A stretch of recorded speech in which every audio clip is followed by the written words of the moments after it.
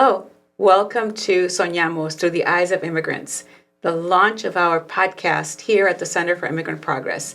I'm Carmen Patlan, Director at the Center for Immigrant Progress.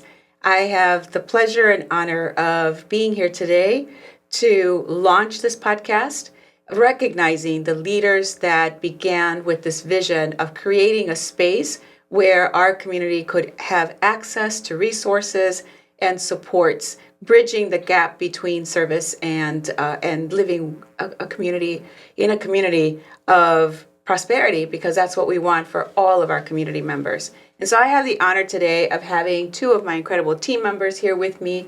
I'd like to introduce them or have them introduce themselves and to share their why. Why are they here at the Center for Immigrant Progress beyond the job description? So I'd like to hear from you first. Hi, everyone. I'm excited to be here. My name is Jael Mejia, and I serve here at the Center for Immigrant Progress as the Director of Legal and Civic Engagement. And I'm working alongside my colleague. Hi, I'm Angelina. I'm the Director for Health and Wellness for Center for Immigrant Progress. I'm honored to serve and be a part of this team. Thank you. Jael, tell us about why. Why are you here? What moved you to come here? Yeah, a little bit about my background. I've been working in immigration legal services for about 12 years now, and I've worked both nonprofit sector as well as for-profit.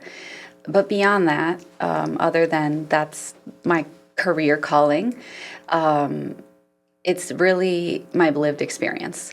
I'm an immigrant. I was an undocumented immigrant, arrived in the United States when I was 6 and have lived here ever since.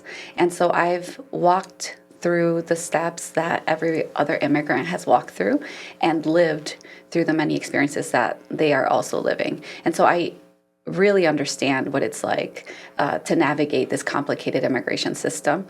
I'm one of the lucky ones that has gotten the opportunity to now be a U.S. citizen, and I understand how lucky and fortunate I am because not everyone has access to a pathway. Not everyone has access to the resources and support that I had. And so I really want to make sure that our community has the same opportunities that I was given.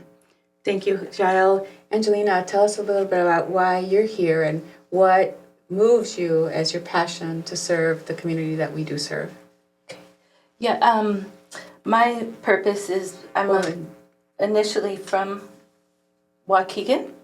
I'm a third generation immigrant family here. So I'm very dedicated to the services we provide. I think coming from a place of lived experience, I as well am concerned about how do I support people to having access to services and care? How do I make them feel like they belong and have a voice and are valued? And so my background in social work with the focus on public health administration and community is definitely how I tried to lead and work and provide supports and access to the community we serve. And thank you. And as your role, Angelina, is the Director of Health and Wellness for this organization. So I really appreciate you dedicating yourself to this work. And we're going to come back and talk more about the role that you play here, and then you explaining what the 8 dimensions of wellness and all of that looks like and how it all overlaps and connects. But I'd like to ask Jael first to share a little bit more about your program. What does the legal program look like here at the Center for Immigrant Progress? Yes, under the legal program, we're working with a campaign called Living Well Prepared. And really, this was in response to the increased ICE enforcement that we witnessed in our communities. Now more than ever, it's essential that our community members are well prepared. And therefore, we don't want them to live in fear. We want them to prepare and know how to navigate these situations. It's more of an empowerment so that they know where they stand and that they can take as much control as they can of the situation, considering right now with this current environment, it's very difficult. And so the number one thing that we focus on is providing access to high quality legal services and advice. We connect community members to adequate representation, whether that be reliable, trustworthy attorneys or other organizations that are ethical. And so the number one step that we take is ensuring that everyone has access to a free legal consultation, because that really is what helps us know what pathway each individual needs to take. The thing about immigration legal services, it's not cookie cutter, it's tailored per person. Every individual needs to have a tailored assessment so that they know exactly where they stand and what are the best next steps for them. After having that legal assessment with an immigration attorney, which we provide completely for free, we make sure that we have a plan in place that is based on that legal advice that was provided by a qualified attorney. And so whether that's they're eligible for something right now that they didn't even know, which happens more than you can imagine, or whether, maybe there's no options right now. But a lot of people don't know that in an event of an emergency, such as a detention, sometimes relief options appear. Now, it's not enough to know that. You have to be prepared to be able to take on whatever relief you might be eligible for, and that's with extensive documentation. And so one of my experiences in the legal field, I worked in trial and court preparation of different types of relief cases in immigration court. And the most difficult thing for people was to make sure that they had all the evidence to be able to win their case. And so we really focus on supporting our community members to have all those documents ready in case they have some sort of relief. If a loved one is detained, they know exactly what to do, they're prepared, and not just the individual benefits, but the entire family has some sort of tranquility knowing that they're going to know what to do. And talk to us a little bit about the documentation and how complicated it could be, and this is why it's important that we are prepared. So like you said, no case is exactly the same. Every case is unique in itself. So what kinds of documentation do individuals need to gather so that our audience could understand the complexity behind this system? Right. So one of the common relief options that a lot of people are eligible for, actually, just doing so many consultations recently, many of our community members qualify for something called cancellation of removal. And this is for people who have been here in the United States more than 10 years, who have U.S. citizen family members, whether that's children, spouses, and for whatever reason, they haven't been able to get to the end of obtaining some sort of status. If they ever fall in removal, this is a relief that they could seek. Now, they have to prove, the burden of proof is on them, that they have to show that they have been here those years and that they do have those family members that makes them eligible. There are other requirements, right? Those are just two things. But when we're talking about documents, some of the examples are 10 years of taxes, for example, to show that you've been here, or pay stubs or medical records. And then simply birth certificates of their children or marriage certificate of their spouse, and then documentation to show what status they do have if they are U.S. citizens. Now, it sounds simple enough, but many of us don't have 10 years of our taxes readily available. Right. And so when someone is detained, time is of the essence. People need to have those in that moment so that even if they have an attorney, the attorney can actually do their job. And so these are the conversations we're having with our community members so that they start actively collecting all of these documents and evidence to ensure that they have a higher chance of success if they do go forward with a case like this in court.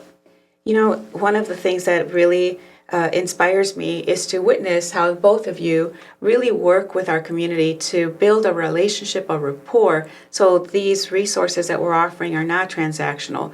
Why is that important, Giles, especially now during the times of distrust and times of fear? Yeah, it's more important than ever, simply because with immigration, this isn't anything new. This has been happening for many, many years. My family is actually one that has been impacted by this whole situation, which started over 15 years ago. And we're still dealing with, this type of process.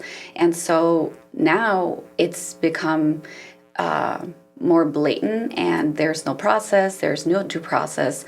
And because of the increase of detention, not that it hadn't occurred before, more and more people are being impacted in similar ways. And so it's super essential that people are prepared because when you don't have access to the resources or to know exactly what documentation you need, that's very difficult.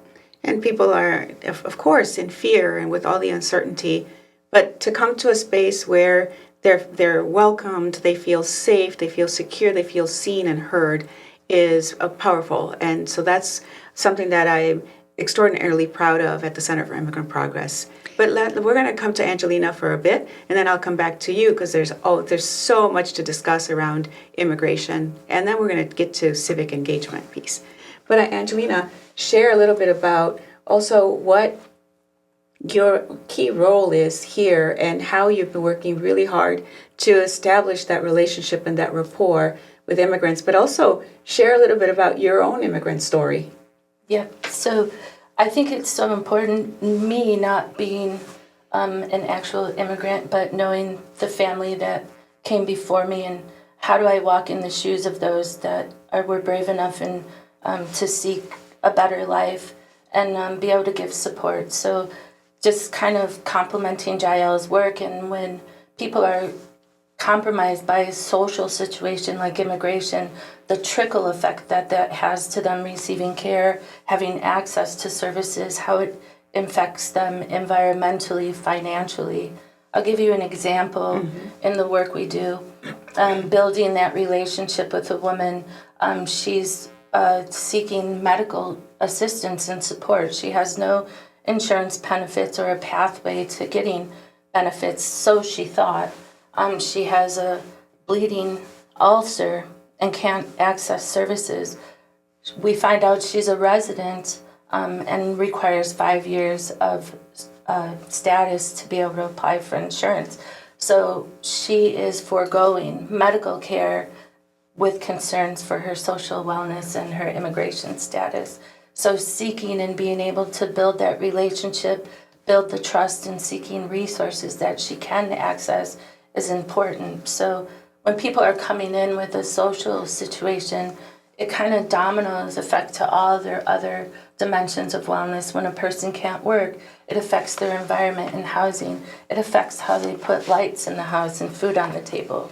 And so being able to touch and meet the community to provide that relief through our Alivio program is so significant and impactful.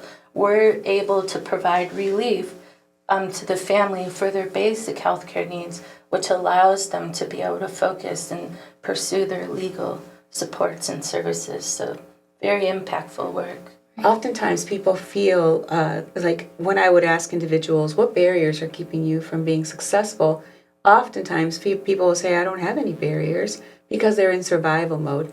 Can you share a little bit about what do those invisible barriers look like that our community maybe doesn't even realize because they're such in survival mode that they're not seeing what's keeping them from indeed living a plentiful life here? I think one of the biggest things we're seeing with our community is language barriers and basic access to language access. So being able to provide and meet those needs and find the resources to meet those needs.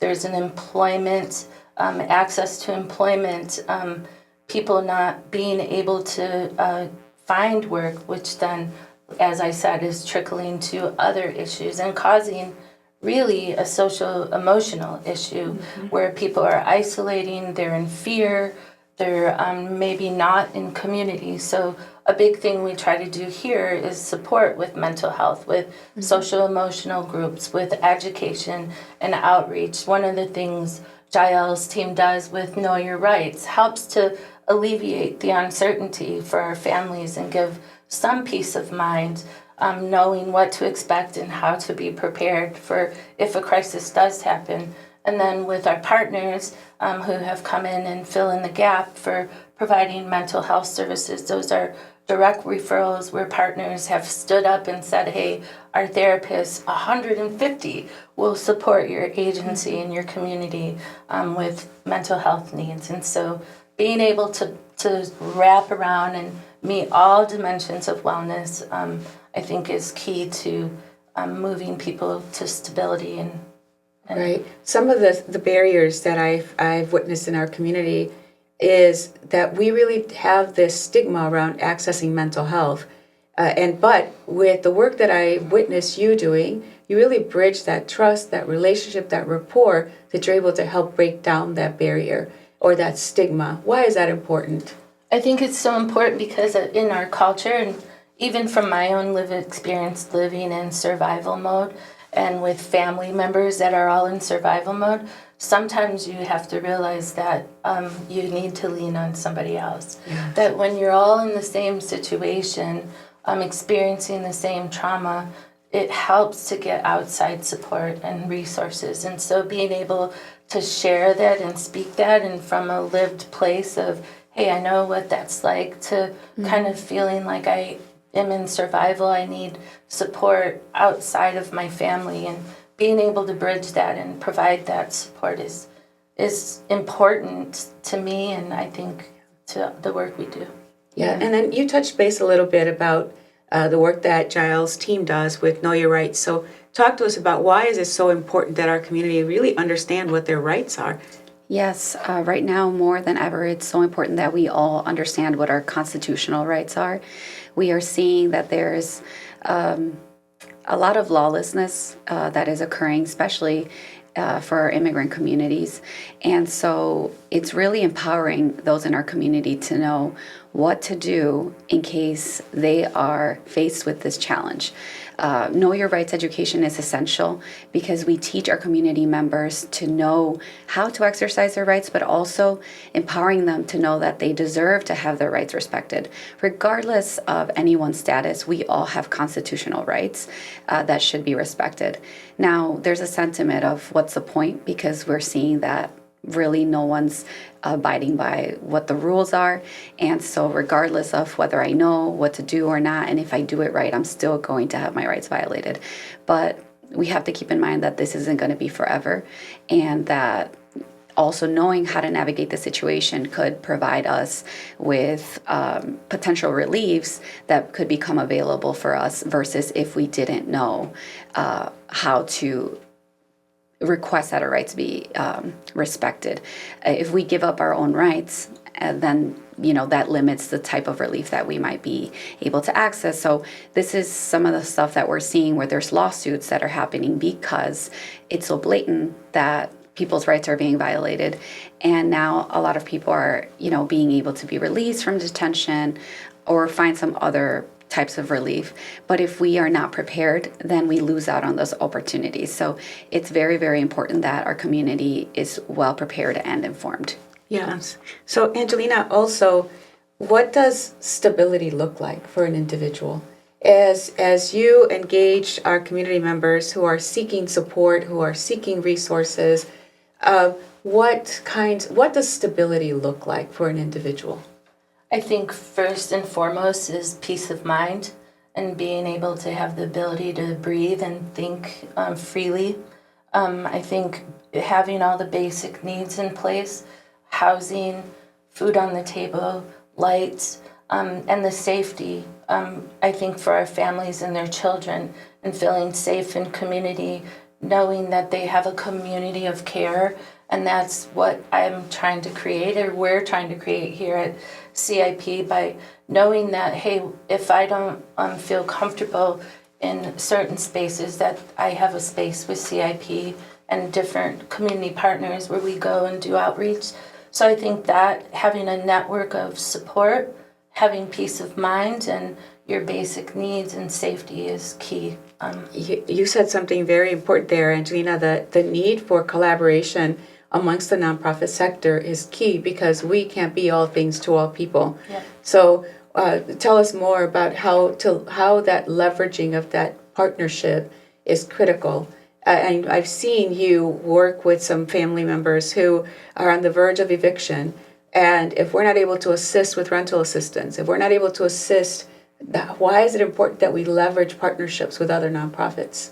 Yeah, we've done collaboration with other partners where we've had to provide the legal support as well as collaborate with relocating families because their housing has been compromised. They've not been able to work since October, November, and now the trickle effect of that is impacting their housing. So collaborating with other organizations that maybe fill in the gap with like, hey, we have people who are willing to rent. We have people that are willing to help this family relocate, and supporting that collaboration to getting a family to safety and knowing that, hey, they're not a target at that home or that residence where they were living.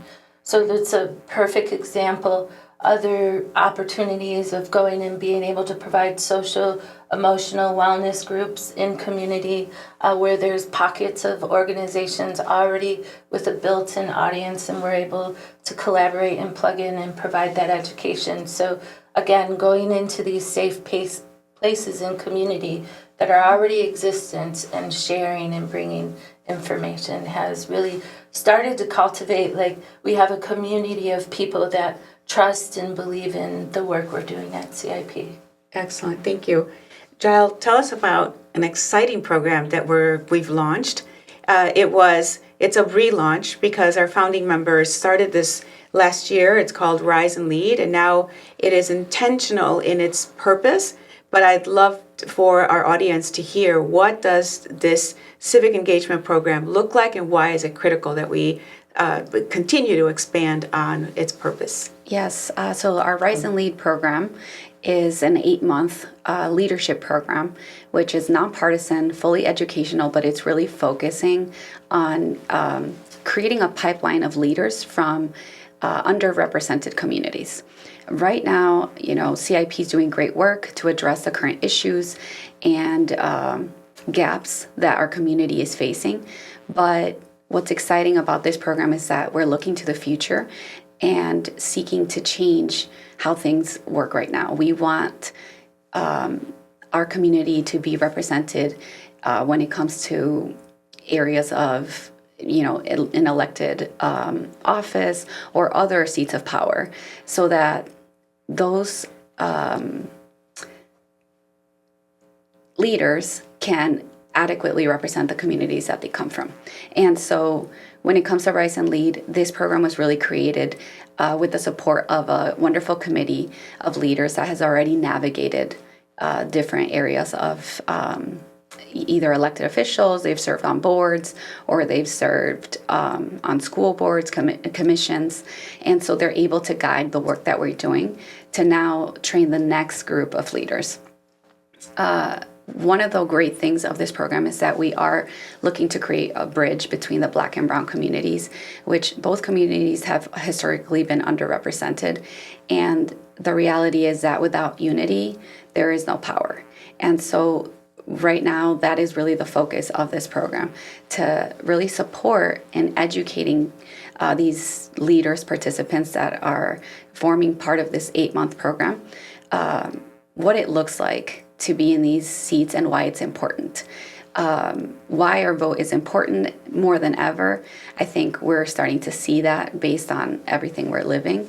But also, it's not enough to know that. It's what skills do I need to have in order to adequately represent and advocate for my community. And so we are really excited about this work just because we know that having a pipeline of leaders that are well-versed and educated, not just on where we come from, but also where we want to go, is essential. So oftentimes we hear individuals that are frustrated with what is happening at our local government level, but they really have no idea what the local government does. And so how is this program really going to be an eye-opener for this emerging pipeline of leaders that would eventually then be able to excite them to run for office or run for a school board, like you said, or a library board for that matter? So tell us a little bit more about what that means to the community. Yeah, part of this program is really talking about the intricacies of what it actually looks like, educating them as to what local government offices do and what it actually takes to be in that position. And so wanting to run for something is not enough. There's a lot more things that come into play. And having those conversations and not only learning about it, but also having mentors that accompany each one through the process is so important because they're not alone just trying to figure it out on their own. Having that support would make all the difference to allow some of our community members who want to do more, but to actually have a chance at doing it. That engaged voter is critical. Oftentimes we hear, well, you're the sleeping giant. Well, this program is really allowing us to wake up, right? To wake up and really understand the power that we have as civically engaged individuals. But if we're not familiar with the intricacies of lawmaking, then it's irrelevant to us. So it's exciting for us to witness this program really take shape. Yeah. And like you said, why is it important that the accompaniment piece be a part of this? Yeah, and I think nonprofits have shied away historically from some of these conversations. But the reality is that policy affects all of us and every single part of our lives. And the sooner we understand how our vote matters and why it's important that, we elect officials that share our values, but also that truly understand our communities, the sooner there will be change. And so it's really exciting because we have 18 participants who are ready to create a difference in our communities and are taking the steps to be well informed. So we are really excited about the future that this program will create. Exactly. I'm excited to see representation and that there is a pipeline of engaged community members, even not so much to run for office, but to be that engaged audience that says, my vote matters. Yeah. People gave their life to have the right to vote. And so this is really exciting for the Center for Immigrant Progress that we are a part of something that's going to really set a different standard of leadership development. Yes. So, yes. Angelina, share more about the programming that you're developing. Talk about the CHWs. Talk about how you're going to be working on connecting interns with CHWs and the impact that will have in community development and community leadership. Okay, so I'm working with interns to come in from the universities and colleges to work within a role as a CHW, a community health worker. And the goal is to be able to bridge care from a community-based level to those larger institutions and fill in the gap from people being discharged from institutions of care and services and fill in the gap and walk alongside our clients on a ground level. Just helping to navigate resources, helping to access their services, and our CHWs act as that bridge. So we're training and offering opportunities here, which is also a pathway for continued education in our community to help people advance and have a livable wage income, and also community that looks and has lived experience like the community we serve. Again, establishing a community of care with our community health workers to create a bridge. So a lot of the services we're talking about are being facilitated by our CHWs and health interns that are doing work here in partnership with us. What would you say, and I'm going to ask both of you guys the same question, what would you say to our audience, why this podcast is so important? Why is it important that our voice be heard? I think more than ever, it's important that our communities are empowered to speak up and to share their experiences so that we can start to create a change into how we normally operate. I feel like culturally, at least for the Latino community, immigrant community, we're taught to not really have a voice or to have an opinion about how things are, affecting us and, just keep our head down. But I think, we're seeing the consequences of that through everything that we're living through. And so it's more important than ever that we do empower our community to have that voice and to share, the valuable insights that they provide. because, again, as immigrants and as people who have a dream Yes. of a different life, Yes. we bring so much value to this country, and so our voices matter.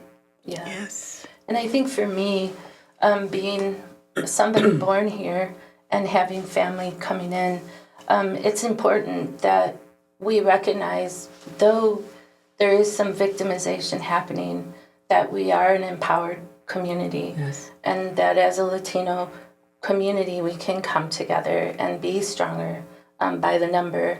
And by giving our community a voice, giving our community opportunity, letting them know that they're included and they're valued is key to building that empowerment. And that's important for me, using my voice as a citizen here, which I see as a privilege, and being able to use that to hopefully create a platform for the next generation. So focusing on the youth as well and the youth voice, because they are going to be our future leaders. They will be those individuals in your civic and leadership program, and that is important and probably my mission to serving. So, as you all can see, our audience listening and seeing the passion that we have, the passion that we bring to this work, we're going to continue to expand on this conversation with other guests that we will be bringing. This program, this podcast is called Soñamos, which is We Dream. We, like both of you have shared, we have dreams of an all-welcoming community, of a community of individuals who are thriving, not surviving. And so you're going to hear some compelling stories of triumph, resilience, and challenge. But at the end of the day, like you said, we are a colorful, valuable part of this nation, of the existence of this country. And so we are excited to continue to share more episodes. And so please stay tuned. And I want to thank our founding members for having a dream, for having a vision of what could be. And so thank you and stay tuned.